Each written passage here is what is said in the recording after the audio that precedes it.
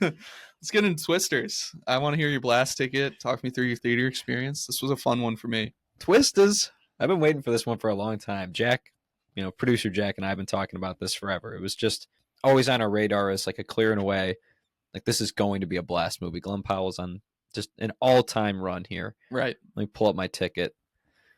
Let me get this going for you. I hate that you and I, as adopters of the app, don't have the cool filtering your profile feature. It's so frustrating.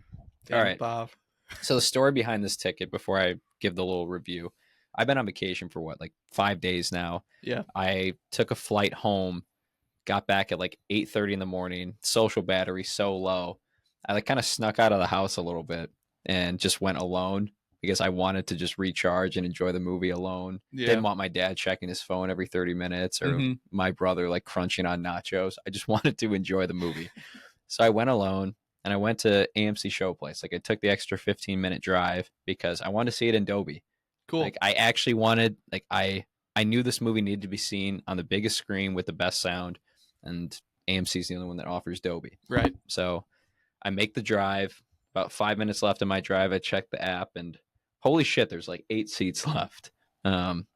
I almost had to pull like a handicap thing, like you did. Oh, uh-oh. Yeah, but I didn't. I found like you got the limp to match. Yep, I sat right smack in the middle, like in between a bunch of groups, which, I had to overcome some social anxiety, but it worked out. Nice. Great theater watch. Review incoming. We will still be talking about this Glen Powell heat check 30 years from now. Who knows? Maybe he'll be the next Tom Cruise in 30 years. Saw this one in Dolby Atmos, and so glad I did. Loved feeling the tornadoes.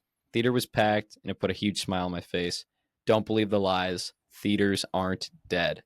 Blast grade, B+, movie grade, B-. That review reads so much like at least an A blast grade. That's crazy. I had a great time.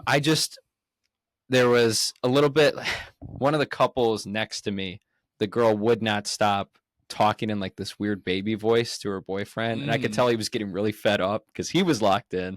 And then the guy next to me was deep breathing, which probably, like, those two like right next to each other probably dropped the grade like a little percentage. But this was still really fun. Like, I loved feeling the tornadoes like bouncing the chair. Yeah. This is the only movie that I'd ever want to see in 4D. Like, it was so immersive. I like that take a lot. SpongeBob in 4D, can't recommend. Can't recommend. No. Like when David Hasselhoff's like swimming you off and you're getting sprayed with water or something. What happens when you're at Shell City to like they turn the heat up to like 155 degrees? I don't remember. I remember though when the like bag of air opened, they like blew really strong air in your face. I was like, fuck this. I was like, it's 5, I think. I don't know. Yeah. Well, SpongeBob came out in 2004. Yeah. I mean, I'm sure you saw it at a later time. Mm-hmm. That's a theater re-release I would love to go to. Some guy in Blast logged a ticket for a re-release at Marcus. Wow. Yeah. So my question is, real quick, as a tangent, why do like 2D movies like that get animated into 3D nowadays? Like, I just watched the Diary of a Wimpy Kid animated version, and it's like this super ugly 3D thing. It feels dumb. Like, you're putting so much of your budget to that. Just spend it on marketing, do anything else with it. Like, part of the reason we love those movies or those shows is because of that art style. Like with SpongeBob, I don't want to see him as a fucking claymation character in Sponge on the Run.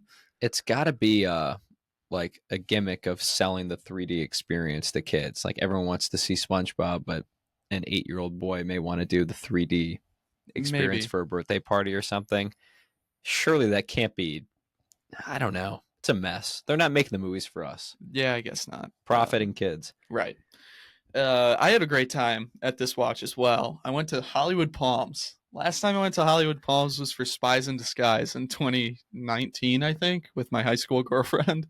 Okay. And it's changed a lot since the last time I was there. Notably a lot less busy, sadly. But it is still an amazing atmosphere. Like, you walk in, you have the waterfall in the middle of the lobby, all these like movie posters, movie memorabilia, signed autographs and everything. You got the who's the Blues Brother guy?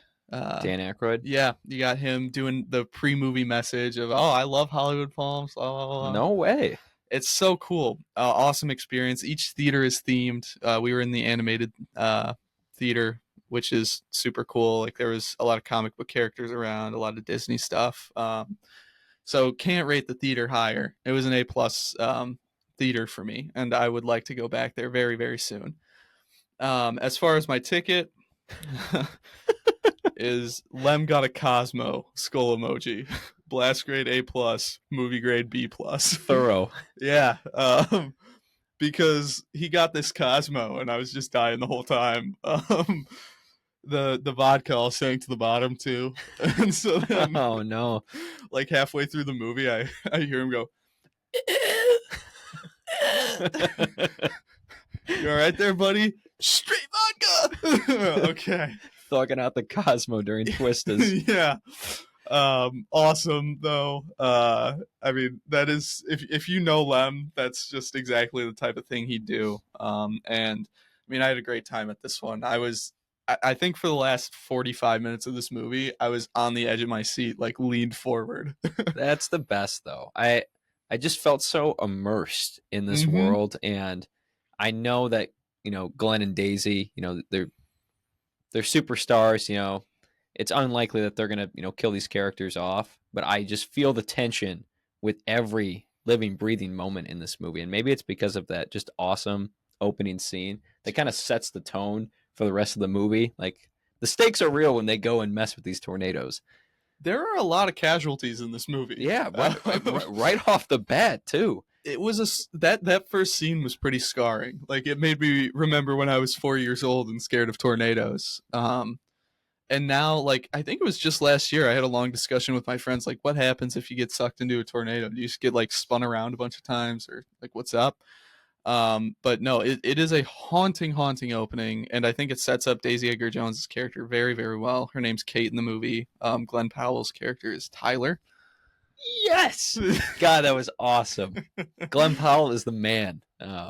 Because he was named Tyler. It's funny. What movie were we talking about where it changed your opinion on something? I don't know. You just brought it up. Maybe it was pre-pod, but Twisters and maybe that character Tyler Owens, I think is his name. Mm-hmm. I think made me enjoy country music a little bit more. I started playing the soundtrack on the way home. Jesus Christ. Maybe instead of being Ethan Hunt and Tom Cruise, I need to pivot and be Tyler Owens and be a tornado wrangler.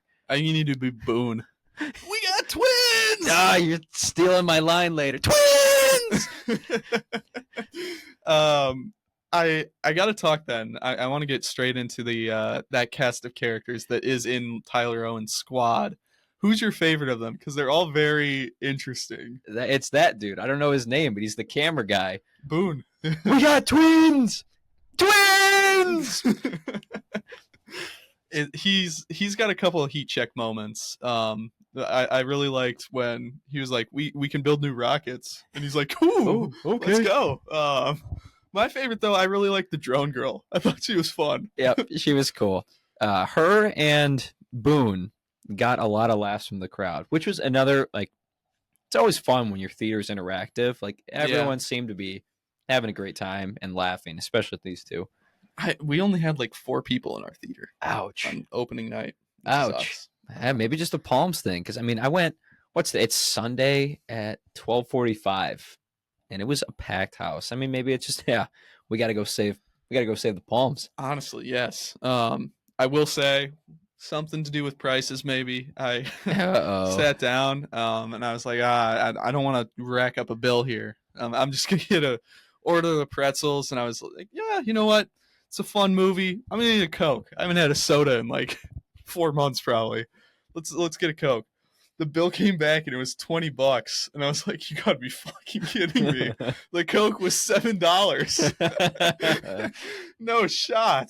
That's everywhere though, isn't it? I guess it's just, it felt like you couldn't get a refill. Oh man, that's ridiculous. Excuse me, sir. Can I please get a free refill? Yeah, the prices were a little jacked, but it's fine. Regardless, great theater experience anyways, and we did get a couple of laughs from around the theater from those two characters. Just I wish I could have seen it. I'm going back on $5 Tuesday, so maybe I will get to see it in that atmosphere. Very cool. I'm not gonna go see it this upcoming Tuesday. I've got a movie planned. I want to watch them with my brother. I'll table that for maybe next week. But the following Tuesday, I think my mom wants to go see it. Mm, And I would absolutely love to rip it. I think she's going to have a good time. She's not a, she likes Glen Powell, but she's not in the camp of this guy is like the hottest guy in America right now. mm. I might be in that camp. And it's not even just that. I think the guy's got chops. He's like just magnetic. When he pops up in this movie for the first time, the energy in the theater almost shifted. It's like hard to explain. Everyone like was engaged with Daisy's like opening scene for sure. Then there's this dull period when she's getting back into the game, and Tyler Owens pops up for the first time, and it just becomes a new movie. This character has a little more nuance than I expected, but just I think GP brings an element to this role and to almost every role that he has. I think he's going to be TC. I really do. I really like the conflict in this one a lot more than the original. Like in the original, you have the two rival like storm chasing teams, but it never really clicked for me like why they hated each other so much. Yeah, they're like they spell it out, but not too much. There's a little nuance to the good guy versus bad guy who because it flip flops a lot, at least at the beginning. In this movie, yes, Yes, which was cool. I was a big fan of that. Do you think that this is better than the original? I had more fun in this one. I think I saw Twisters too young. Okay, You? okay. Um, for now, I'm gonna say this is better, but it makes me want to rewatch the first one. I They are agree. very similar. They're almost the same movie. Yes. Steve. Yeah. I just saw this one on the big screen, and GP's in it. So Yeah. I think that gives it the edge. Fair. There is one thing that we're missing before we dive into really deep Twisters lore. Hmm. Why are we not talking about David Cornsweet just like randomly being in this movie? Who? Superman is in this movie. Oh, wow. He's Javi's like right hand, the asshole. Oh my god. That's you're him. Right. Yeah. You're right. And I've been meaning to ask you like the whole time I was watching this movie, do you think Warner Brothers paid the studio that did Twisters not to promote him in this movie because he's an asshole? Like he doesn't play a Clark Kent-esque character. Maybe. That'd I, be interesting. I think there's something there. Like there's no way you've got someone like Superman in your movie and you don't promote that. Huh. Yeah, I can't Didn't even say I notice even him? put that together. No. Oh man. Yeah, it was cool to see him. I had no idea he was in the movie. Like popped up right away and I was glued to his character. Nothing Fucking that sucks. Yeah, he was a dickhead, but he's Superman. So I thought it was interesting. So I gotta ask, do you think this is the most random legacy sequel choice that could like possibly be made? Oh, yeah, probably. I was gonna say Jurassic World, like the final one, where they bring back the whole cast, but that's not really random. It's just Yeah. unnecessary. I think this is the most unnecessary legacy sequel that I had a great time with. I just feel like who what exact was like Is it even a you legacy remember sequel? Twister?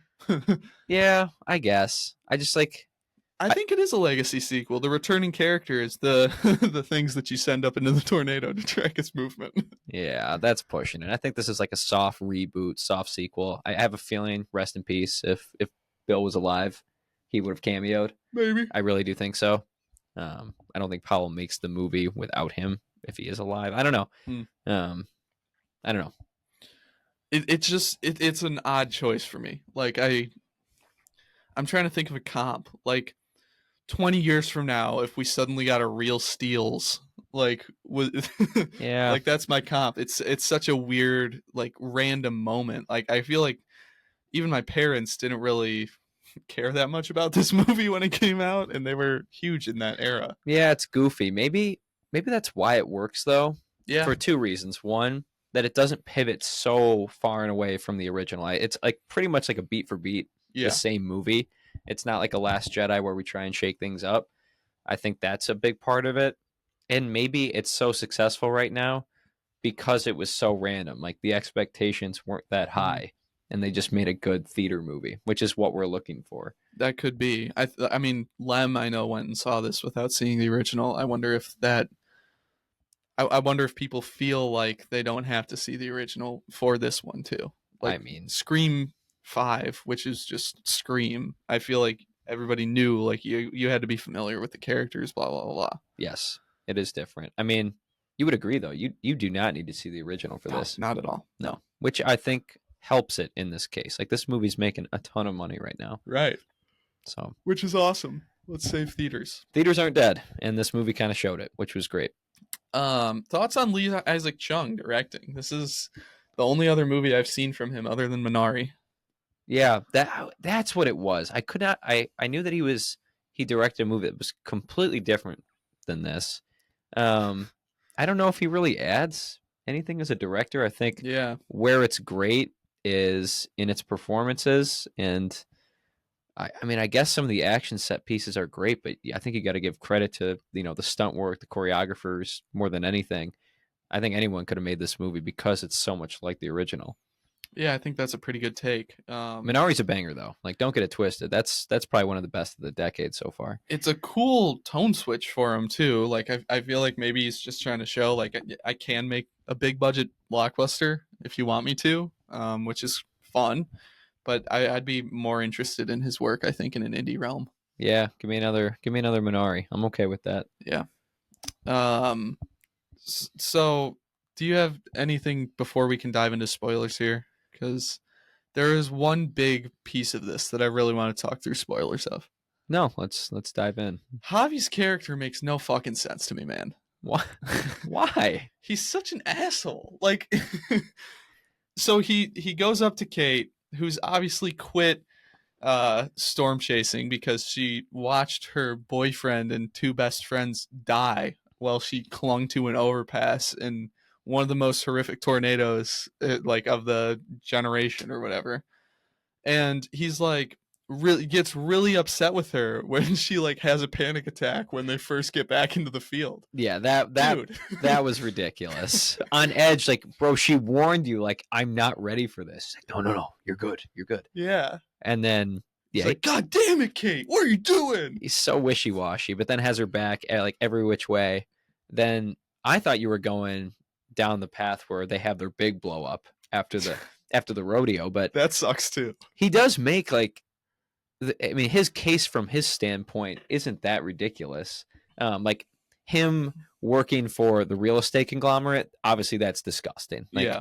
like profiting off of a disaster and people's lives being ruined, that's terrible. But his argument of like, look, Kate, like we did that, our crew died because we were trying to like get a grant for your project. Like it was like a selfish like means to an end. Like he wasn't that far off, I guess. and he was on the team. Like his crew died too. But the motivation for Kate's project was to stop tornadoes in their path and save lives. Yes. Not, I don't know. And yes. he also just, does he kill Superman? Like, probably, right? Just leave. Oh my God. Yeah. Because He just drops him off in the middle of the tornado. Oh my God. That's right. Yeah, he definitely died. maybe that's like the Man of Steel. Like he has a Man of Steel moment where like he puts his hand up and gets sucked away with Pa Kent. Twisters 3 is just Javi's trial. The revenge of Superman. Yeah, truly. I don't know. I had a lot of complaints about his character. That was the big flaw of the movie for me. Yeah, I guess that really didn't bother me. I didn't have a whole lot of issues with the character work. I was really only glued to Daisy and Glenn, who I thought were great. I thought their characters were more interesting than I was expecting. Like Kate's backstory and like what happened to her and why she's so nervous to get back out into the field made the ending that much more rewarding when she does it alone. That was super cool. And then Tyler Owens, who you think on paper and when he shows up is just going to be some asshole redneck tornado wrangler, and then turns out to have, a soft side to him, cares about the people. He's actually more of the genuine tornado chasers. He's trying to save people, whereas what was their company, like Sun Power or whatever? Yeah. Javi's crew is doing it for all the wrong reasons. Like I there was enough with the story and the characters to keep me engaged, but the theater elements, the tornado stuff, the action, that was about as good as it gets. Yeah. Like it did its job. Twisters did its job.